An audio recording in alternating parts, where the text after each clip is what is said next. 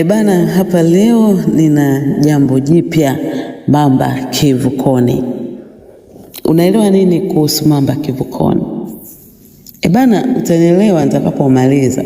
Hii ni hadithi fupi tu, lakini kama utahitaji nikupe story ndefu kamili ambayo itakuvutia, pia itakuwa na script na kila kitu, basi njoo inbox ili tuweze kuyajenga zaidi. Palikuwa na kijiji cha Neema, kiligawanywa na mto wa giza. Ng'ambo ya pili ndiko shamba la baraka, yani chemchem ya maji matamu, na hema la maombi vilipokuwa. Lakini kivukoni kulikuwa na mamba mkubwa sana ambaye aliitwa Giza. Alikuwa na njaa ya miaka mingi. Watu wengi sana waliogopa hata kusogea katika mto huo. Miaka 10 baadaye ilipita.